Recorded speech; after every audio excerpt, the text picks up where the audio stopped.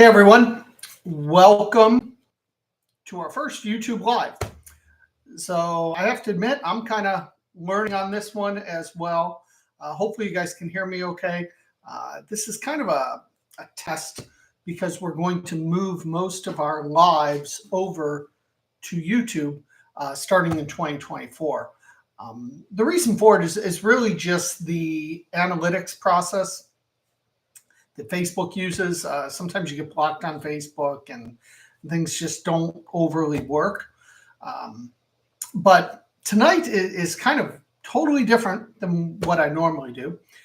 We're not going to talk a ton about sweepstakes. We're going to talk about Las Vegas. Now, many of you guys know I love Las Vegas. I go to Las Vegas a lot. I've probably been there 75 to 100 times. I usually go a few times a year.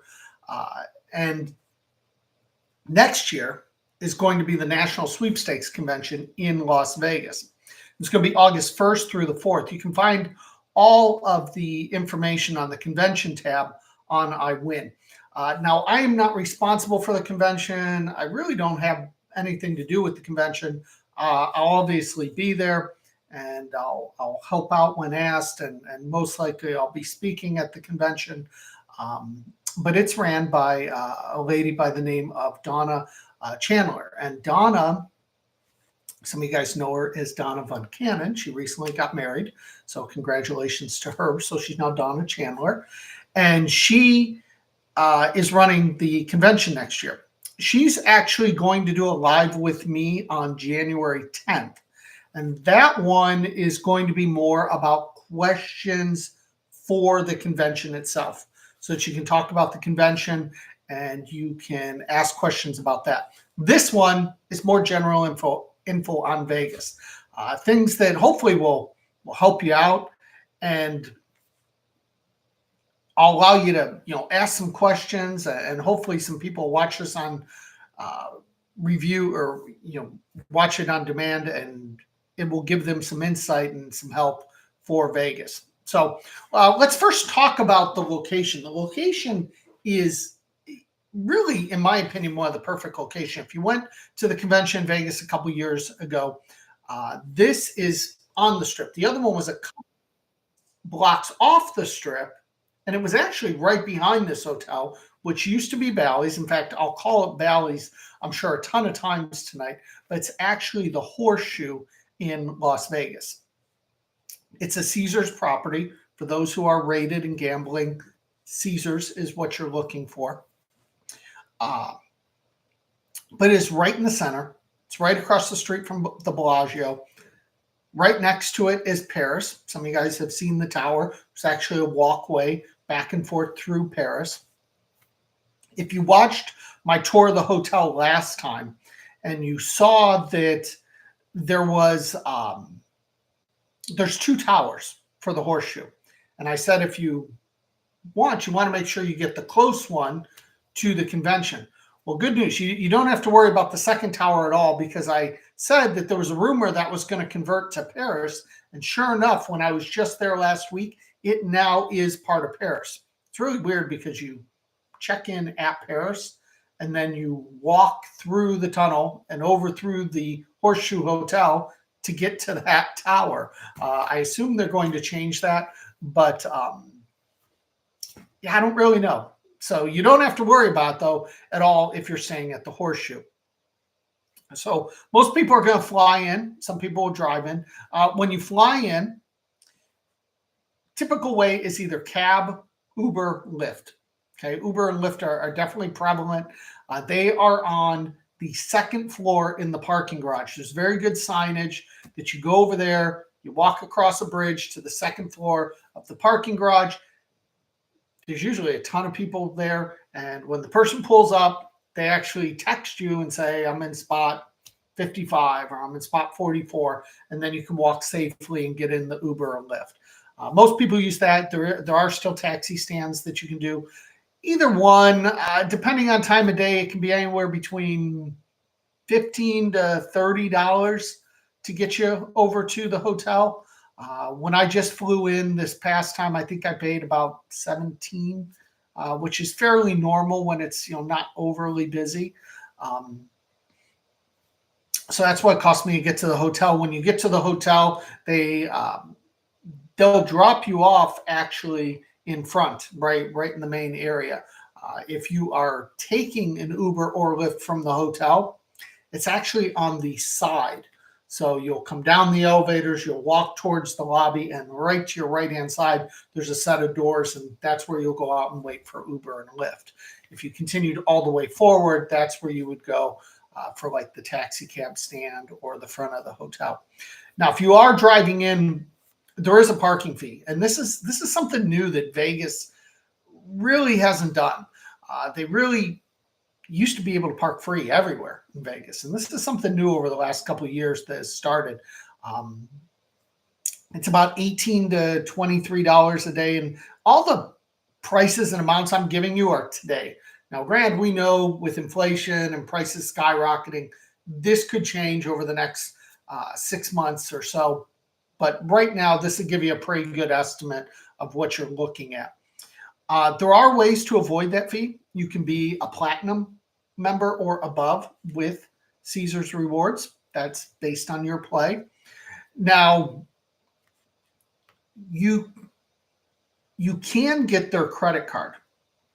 And one thing I want to disclose is any of the stuff I talk about tonight, good or bad, I'm not sponsored by any of these companies. I'm not incentivized by any of these companies. I'll tell you what I like about Vegas, what I don't like about Vegas, and let you make your own choices. So this credit card, for example, if you are going to drive there and stay for a whole week, it's not a horrible idea to get their credit card because you get a certain bonus if you spend like $1,000 in the first couple months that you would have points that you could use towards meals and your hotel room and things like that. But also it automatically gives you platinum, which gives you free parking. So if you want to take that into account, you could do that. Let's first talk about places to eat. And then as I see some of you guys chatting in the comments, you're more than welcome to ask questions about what I'm talking about. And I'll get to those questions and try and answer them as best as I can. There is a gazillion places to eat in Vegas, and you really don't have to do a whole lot of research to find it. I'll tell you about some of my favorites and tell you on the different price levels.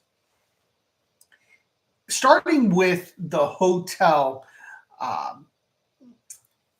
one question asked is it smoky? The casino itself, I mean, overall, I think they all do a pretty good ventilation system. If you're just walking through the casino or you're walking over to Paris or you're walking, towards places on the Strip, I don't think it's going to bother you at all. That's just me personally. I'm not a smoker. I'm not a fan of smoke. Now, if you sit down at a table or a slot machine and the person next to you is smoking, yeah, good chance it's going to bother you. If you like to gamble and you don't want to deal with smoke at all, there is one hotel, which is the Park MGM. Park MGM is farther down the Strip. It's an MGM resort. They are 100% smoke free. So you can always check that. One person said, wear a mask, and that could help with the smoke as well. I don't overly think it's overly smoky in Vegas. I mean, nowadays, just walking down the Strip, I mean, with the legalization of marijuana and whatnot in Vegas, I think you smell that way more than you smell the smoke inside the casino. But again, that's just my opinion. Back to places to eat. In the hotel itself, there's a ton of places at different price levels. And there's also, it is really easy to get to Paris. So there's a walkway to Paris that you can get to. One more note on the smoking, just to bring it up. If you're really coming just for the convention, besides checking in and getting to your room and then walking the short way if you're going to get an Uber or Lyft, you really don't deal with the casino much at all. You're over in the convention area, which the convention area, as I mentioned in the other video, is non-smoking and has non-smoking things posted up. And definitely there's a big difference. So you can, if you're just getting off the hotel and walking to the convention area, you're not going to deal with the casino part at all. So so just an FYI on that. Places to eat. There's a basement to Bally's. It's where you'll pick up the monorail, which we'll talk about the monorail in a little bit. But there's a food court down there. It's got Johnny Rockets, Sbarro, Subway. I think it's got one other restaurant. But if you're looking for some inexpensive things, I actually ate at Johnny Rockets when I landed because it was really late and I just wanted something simple. And I landed at like 2:30 in the morning, and it happened to be open. And it was like $20 for a burger, fries, and a drink. You have those options there. In the walkway over to Paris, there is a little shop that sells like breakfast sandwiches and also pizza. Guy Fieri's restaurant, one of like the sit-down bar restaurants, is there. There's a burger place there. Martha Stewart has her nicer restaurant there. Vanderpump is right as you get into Paris. In Paris, I believe there's a Gordon Ramsay place. They also have a nicer restaurant. And I apologize, the name escapes me. Over at Horseshoe, there is Jack Binion's Steakhouse, which is formerly Bally's Steakhouse. It's changed over to Jack Binion's. It's one of my favorite. I usually try and eat there the last night of my trip, kind of as the splurge restaurant. It's not cheap.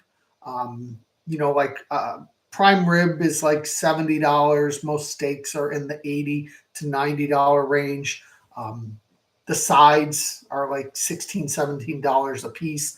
So if you're looking for a splurge restaurant, that place is really good, and it's right in Horseshoe. If you go outside, somebody will reference this back to the video I made. If you go right outside of Bally's, there's a ton of little shops and restaurants right there. There's a chicken place it's really good. That all they serve is chicken sandwich, chicken tenders, and fries. I think they have like drinks and milkshakes, but it's like right there. As soon as you walk out, it's one of the first places. There's a pizza place. There's another Subway outside there. There's a Ben and Jerry's. There's countless places right there. And there's little bars and different things and some shopping places. Those are all right in front. And now all that stuff I mentioned to you is really within like 10 minutes at most, 5-10 minutes of your hotel room. It's all right there in Horseshoe or Paris. If you want to venture on the strip, you can find anything you want. From really cheap to really expensive, nice restaurants. Google like what are the top restaurants. Another splurge is like Top of the World, which is at the top of the stratosphere. It's a rotating restaurant. It's nice if you can get a reservation for like sunset to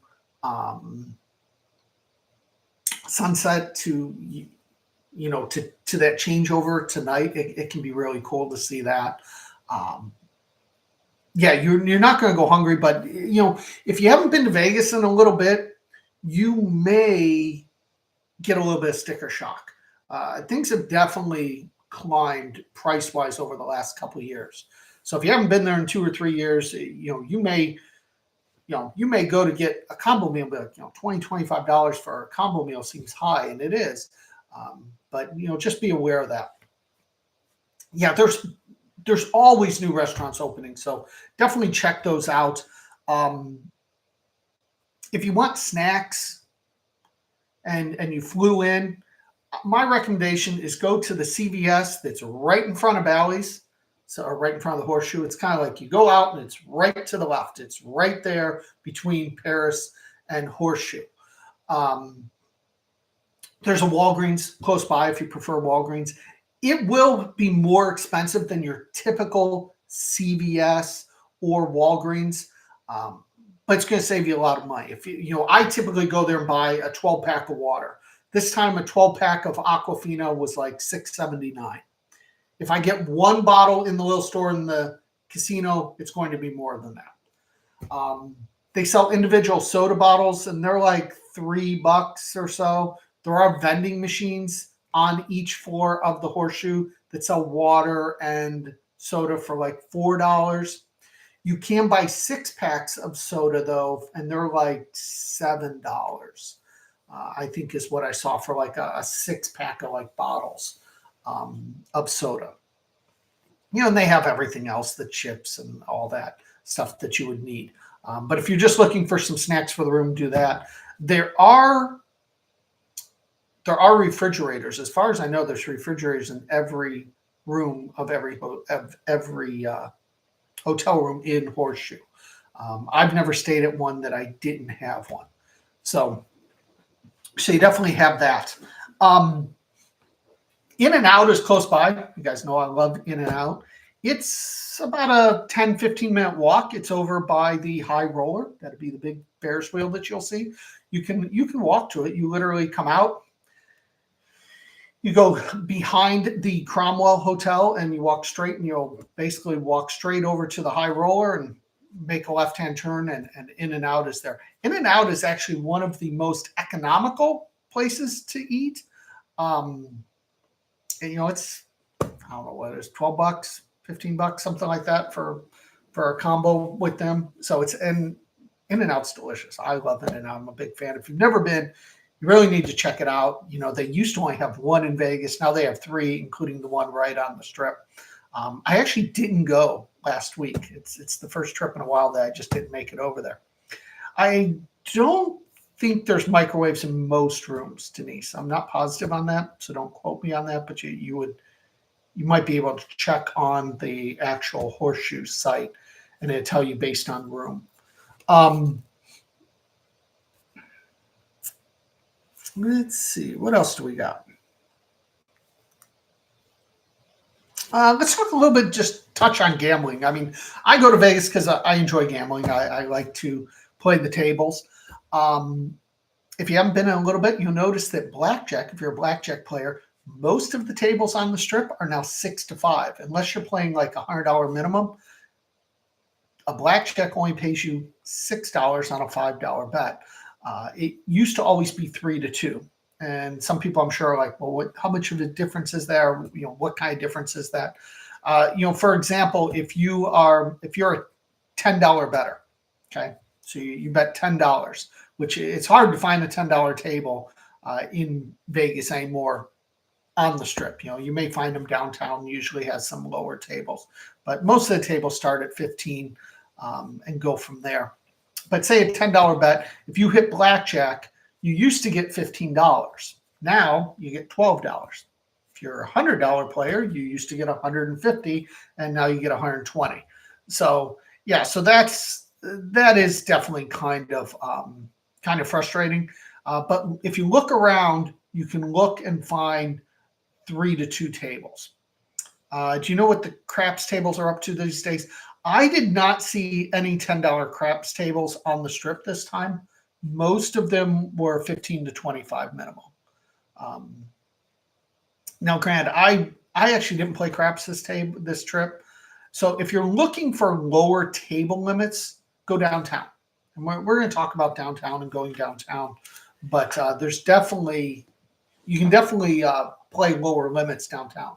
But educate yourself on these games. If you decide you're going to play these games and you play blackjack, try and find a 3 to 2 table. If you like to play roulette, you'll notice that most tables always had numbers 1 through 36, and then they had 0 and 00.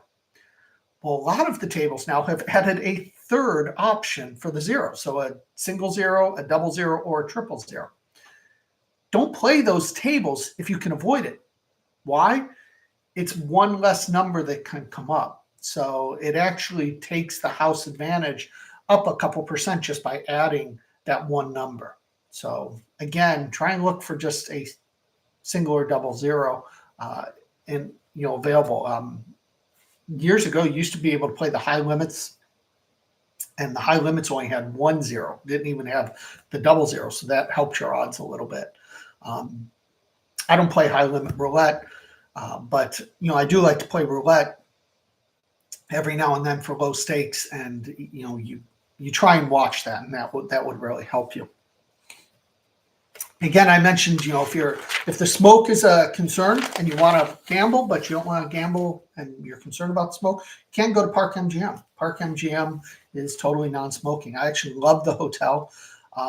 They actually have an awesome place called the Eatery, which is right in front and has all kinds of different things. I mean, really good food that you kind of just go and you order what you want, and then you sit down, and it's just this open section that you can get a bunch of different options. But they have an Italian place, they have a steak place, they have a sandwich place, they have a seafood place, obviously dessert places, but it's definitely excellent. Also, it's right by T-Mobile Arena. Now, I don't know what's going to be going on at T-Mobile Arena, but T-Mobile Arena is right next door to Park MGM. So if you want to check that out. So mostly, though, let's talk about some of the things to do. And we talked about, how do you move around? How do you get around? Typically Uber, Lyft. I mean, that's what I use. I have both apps. I always have both apps because I always compare it. You'll be surprised how different the prices are Uber to Lyft, and who's running specials, or maybe your credit card has a deal with them. For example, like my one credit card, I was getting like 5% off Lyft rides, for 2 weeks in December. So Lyft seemed to be cheaper. But I always look up both of them, and that's how I decide which one to choose. There's still taxis if you prefer that. There's also the monorail. Now, the monorail has a station at Horseshoe. It's in the basement. We talked about going down to the basement to go to the food court. That's where you'll get to the pool. There's some bars and some activities down there. There's a game room, which you have to be 21 to go in this game room. It looks amazing, but it's just odd. I can't believe it still exists. It's where the old sports book used to be down there. But if you keep walking, you'll run into the monorail. Now, you want to buy the tickets on your phone. You'll actually save a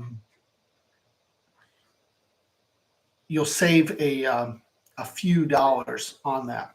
Okay. You'll use your phone as your ticket. You can buy 24-hour passes. The more days you buy together, the cheaper it is. For example, this last trip, I think it was $30 for a 3-day pass, where it would have been like $14 for a 24-hour pass. And a single ride, I think, is like $6.50 right now. And that's on the app. So it's a little bit cheaper, I know, on the app, or not on the app, but online, versus actually buying when you get there.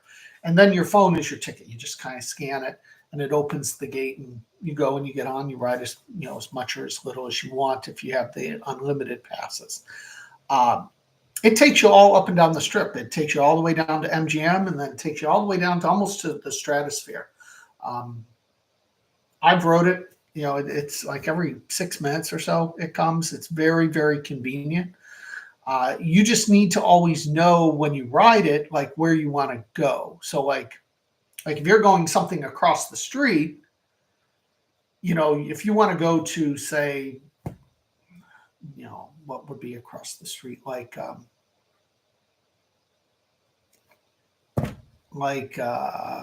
New York, as an example.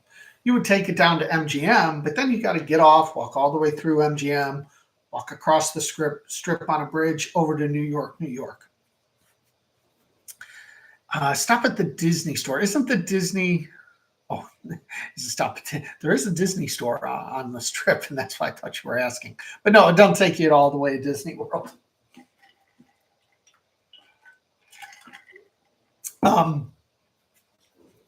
So, walking and getting around is very easy.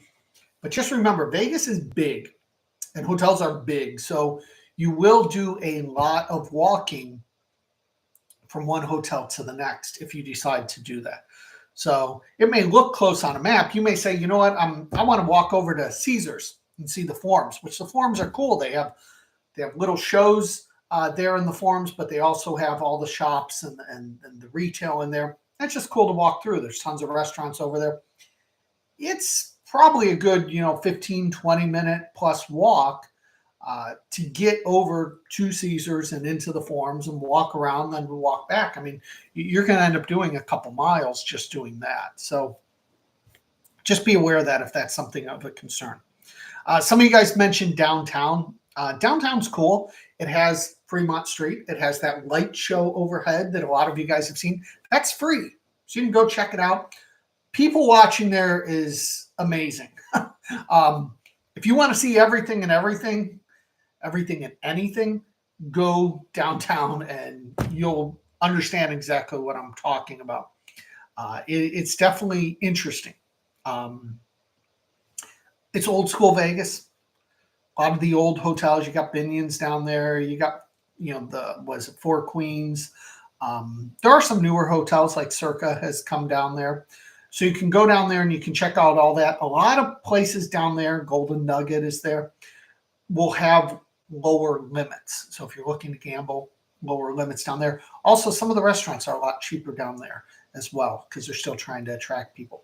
On the way there, some of you guys are familiar with Pawn Stars. You'll pass by the famous Pawn Stars place, and you can stop there and you can go in. Odds are they won't be filming then.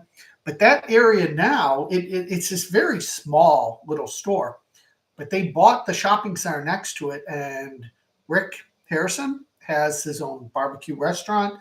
Sometimes he will come in and bartend there. I have not been to his restaurant yet, but he has that. And Chumley has a candy shop there, which he actually is there quite a bit. You can usually go on the website and see when they're there. So if you're trying to possibly see them, that's your best bet. Middle of August, I don't know if you'll see them. It's a crapshoot on that.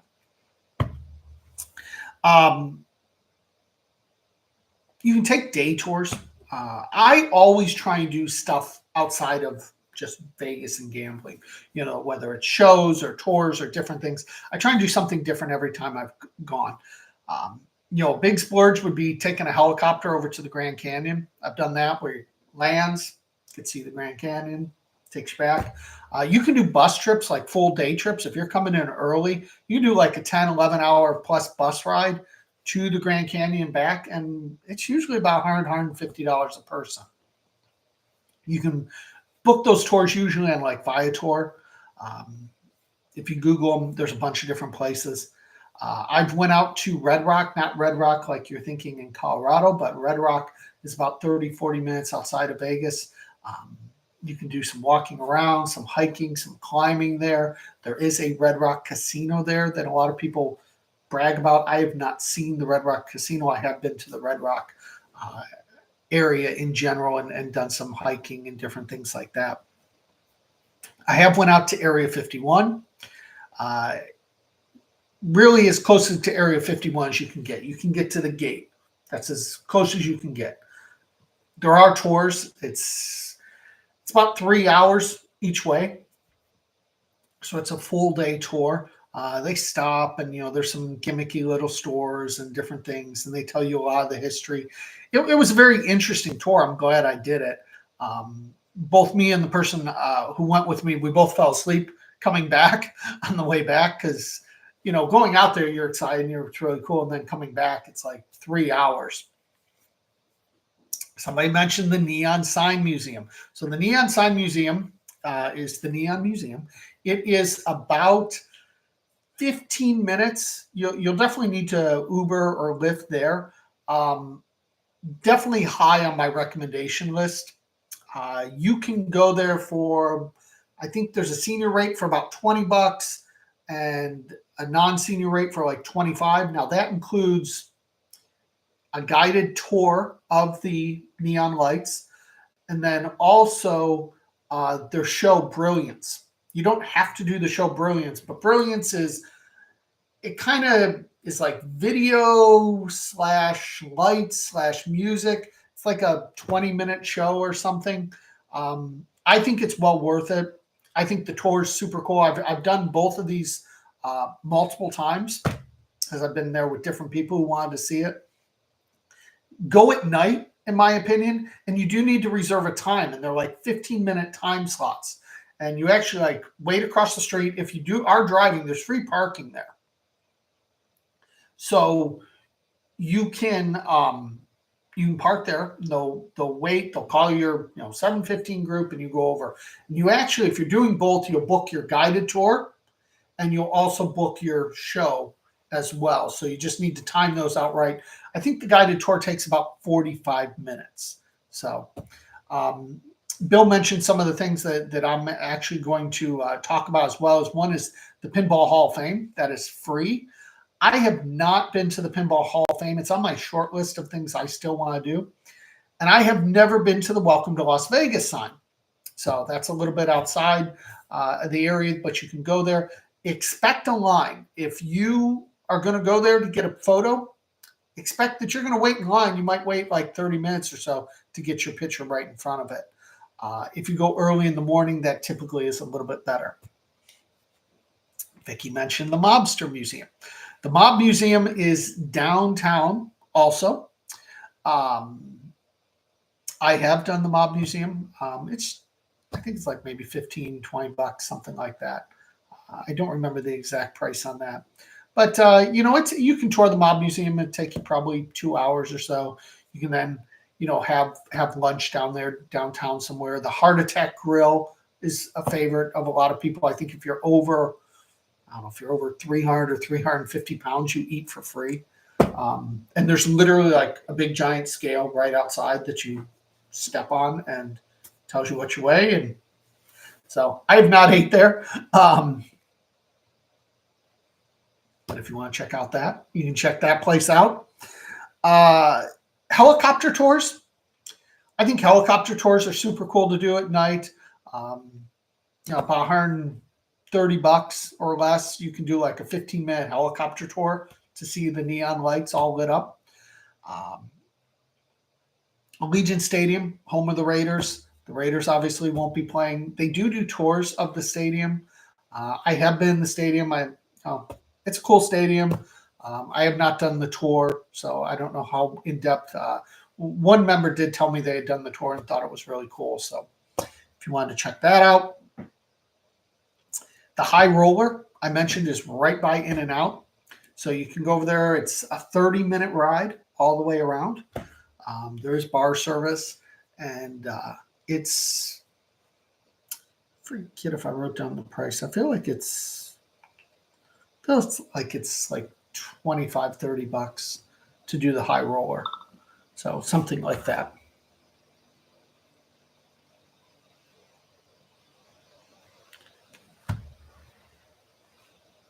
My brother's texting me because he thought he won something, and turns out it's a scam. So even my brother still falls for doesn't fall for him, but questions it. So I will have to call him afterward and figure out what he is doing. Hoover Dam. Hoover Dam's about 45 minutes or so away. I have not done the Hoover Dam tour. I have kayaked from Hoover Dam. It's like a 7-mile kayak. So I've done that tour. And I've actually done it in the middle of summer, which you would think is crazy hot. But it's awesome because you're in this like valley. And so the water's super cold and super cool. So it actually was pretty easy to do. The Spear. So let's talk about the Spear. I know the Spear's all over. Everyone loves the Spear. I think the Spear's really cool to go see, like from the High Roller. You can see it, and you can, because you're up there for 30 minutes, it changes and does all kinds of things. So I got all kinds of pictures when I did the High Roller and saw the Spear that way. I really wanted to go inside it and see it and check it out. I'm not a U2 fan, and U2 concert tickets have been crazy. When I say crazy, like, $1,500, $2,000 a ticket. So I didn't really have interest in that. But we were actually, we were at the Raider game, and the Raider game was a blowout, as some of you saw last Thursday night. And so it was 42-0 at halftime, and we're sitting there, and we knew that there was a 9:30 show at the Spear. So we said, well, we could actually probably get over to the Spear and see the show. So that's what we did. We booked tickets and we went over. Tickets range anywhere from like 125 to 200 based on seat. I personally don't think the seats make any difference for the movie. So they are showing a movie called Postcards from Earth right now. There may be more movies or different options in 6 months, but right now that's what it is. When U2's not playing, they do these shows. I think there's 3 entrances that you can get in. You want to make sure you go to the entrance your ticket says. I don't know if it's like a stadium where they'll just let you in anyone. I think that's how it'll be, but we did go to the gate that we had our tickets for. We arrived there probably about 9:15. We did not get to our seat till 10. So it was 45 minutes. Now, like I said, our ticket said 9:30. What you want to be aware is your time on your ticket. The show actually doesn't start till an hour after that time. So 9:30, the show would start 10:30. There is some interactive things in the corridors that you can see and do. We didn't really do it. We just kind of went to our seats and sat there. It's Spear tickets. You can go right. The Spear has a website that they offer them for sale. And then they're mobile tickets that you scan. You can buy secondary tickets if you happen to run across them cheaper, but right now they're not selling out of every show, for the movie itself. It's a 50-minute fancy IMAX movie. Now, don't get me wrong, it's cool. There's some really cool moments of it, and it shows you different areas of the the world, basically. I'd kind of compare it to like if you ever did Disney with Soarin', but like on a much grander, larger scale. I personally don't think it was worth $125 a person. Mike, a friend of mine who went with me, he said the exact same thing. Both of us have been to Vegas a ton of times. We've seen a ton of different shows. I think the money could be better spent going to see a show. Now, if your heart's set on going to see the Spear, go see the Spear. Check it out. Just know what you're getting yourself into. I want you to be aware of that. And, for some people, there were people who came out amazed at it. Maybe I'm spoiled and I've seen a lot of things like that I just, if it was $50, $75, I'd probably say, yeah, go check it out, do it. I think there's better things in Vegas to do for $125. I think the helicopter ride, even for 15 minutes over all the lights down the strip, is cooler, in my opinion. So that's just my opinion.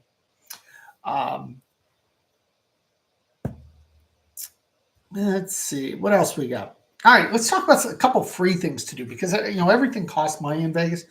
One, you can walk up and down the strip and check out the hotels and check out the areas. There's a free monorail that goes from Mirage over to Treasure Island. You want to see 2 of the older school hotels. Many of you guys know Mirage. That's where Vegas Vacation, part of it, was filmed. So you can go check it out. It looks very similar still to how the movie had it. There's some fantastic restaurants in the Mirage. I really like Mirage. It was recently bought by the Hard Rock company. They've not put the big guitar and changed it over yet, but there is no more Volcano as of right now. So if you wanted to see that, you kind of missed that. The Bellagio fountains are right across the street. They run every 30 minutes during the day, and that night it's like every 15 minutes. Bill mentioned the flamingo habitat at Flamingo. That's totally free. You can check that out. Bellagio also has a botanical gardens that you can check out for free. The shops, the Grand Canal shops in the Venetian or the Caesars Forum shops in Caesars, you can walk through all those and check those out. And it's a little more than just that because, you kind of have like at the Venetian, you have the gondolas and the water running through and the people on the gondolas. And at Caesars, it's kind of like you're walking in this outdoor mall, and then you get to the end and there's an aquarium, but then there's these statues that come to life, and they do a show on the hour. So I was kind of mentioning Bellagio fountains every half an hour during the day, and then at night it's actually every 15 minutes from like 7 to midnight. Now, again, those times I'm sure adjust based on time of year. There is a new place not far away. It's a short Uber ride, which is Area 15, not Area 51, Area 15, that has some restaurants and some games in it. One of the biggest attractions there is a place called Omega Mart. I went to Omega Mart. I think it's super cool. If you like escape rooms and trying to figure out stuff and different things like that, I think you'll really like it. If you don't, you may still like it, you may not. There's two ways to do Omega Mart. You need to get a ticket, and it's a time ticket. Once you're in, you can stay as long as you want. Literally, there are people who stay there 6-7 hours plus because they're trying to figure out as much as possible. There's also people who go there for 30 minutes to an hour and say they don't really get it and they leave. It looks like a supermarket, and you walk in and you get like one of those cards, like your preferred shopper card. Well, that's kind of your key to learning different things and getting access to different areas. Well, you'll learn real quick that the products on the shelf, which they're all for sale, it's actually art. Example, and you can go to the website Omega Mart and check it out, and you'll see what I'm talking about. But like, there's a big can that says dehydrated water, and it says just add water. So it's got a lot of plays and gimmicks and stuff like that. It's pretty. I find humor in it. I really enjoyed it. But Omega Mart's huge. There's all kinds of hidden things in Omega Mart. For example, you'll go in the camping section and you'll go in the tent, and the next thing you know, you're in a totally different room. You can go upstairs to the employee break room and open up one of the lockers, and you actually get back to like their headquarters, and there's a slide back there, and there's security cameras and different things. And you have to like get on some of the employee computers to learn things. There's a whole story to it. So if you're interested, instead of spending all this time on, there's a lot of better videos on YouTube about Omega Mart. You can figure out things. And basically you decide, do you want to back the store and be part of the store? Or do you want to be part of the people who think the store is bad and not good for people? So there's an awful lot to it. It's called Omega Mart. I think it's like $50 to go into it. I spent a few hours and did it. Omega Mart has never been fully completed, according to the owners, which is Meow Wolf. There's a very similar one in Denver, and then also one in Texas, I believe. But their goal is to always make it never complete, so that you're always trying to figure out things. But there's different doors and different passages that have never even been discovered at Omega Mart to this day, supposedly. I don't keep up with it. There's tons of blogs and things that are very active on it.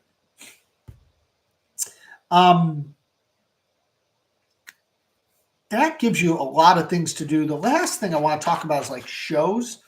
So I'm just going to touch on a couple shows. You can go to like Vegas.com and take a look and see who's there when the convention is going on. There may be certain comedians there that, just happen to be there that maybe you want to see. I've seen a bunch of shows. Some that I'd really recommend is Piff. Some of you guys know Piff from America's Got Talent. He does a show at the Flamingo. It's a very inexpensive show. He does a meet and greet with fans afterwards. I thought it was a really good show for the money. So I plan on probably going to that show again, because Lee is actually coming to the convention this year. So for those who have never met Lee, she's been to 2 conventions. She was at Orlando and she was on the cruise, but she's going to come out to Vegas, and so she'll be there. But Piff, I think, is a great show. I've seen Shim Lim, who was also on America's Got Talent. He is over at the Mirage. So yeah, for those people who've won Caesars tickets, PIF would be included. At least PIF is the Caesars show. Shim Lim is not. Shim Lim is over at Mirage. Terry Fader was on. I must. It's funny because I don't watch America's Got Talent, but I've seen some of the acts in Vegas, like Terry Fader. Terry Fader's another very reasonable show. If you like the Circus Olay shows, there's a ton of variety of them. I have not seen O. Lee swears that O is the best Vegas show she's seen. I was not in Vegas at the time when she saw it, so that's her recommendation. O tickets are not cheap. A lot of the Circus Olay tickets are not overly cheap. When I say not overly cheap, you're definitely looking probably $150 a ticket. I have seen Awakening. Awakening is over at the iWIN. I thought that was really good. It's one of the newer shows. Probably one of the most disappointing to me was Copperfield. And I don't know if I just waited too long in his career to see him. I've seen a lot of comedians that are no longer with us. I've seen Rodney Dangerfield in Vegas. I've seen George Carlin in Vegas. Both of them are no longer with us. I have seen Tim Allen. I've seen Jerry Seinfeld. So you never know who's going to be there. I've never went and saw Carrot Top, so I know he still does show. Bill recommended maybe Louis Anderson. I have not seen Louis Anderson. But, do some research and check it out. You can go to vegas.com again and really check out a lot of the tickets and see that. Did any of you guys have some questions? I know we have a ton of people watching, the live, and I know it's a little bit different to do the lives on YouTube than it is on Facebook. But is there any questions on Vegas or things that you guys have that I might be able to answer? And then I'll let you go enjoy your evening.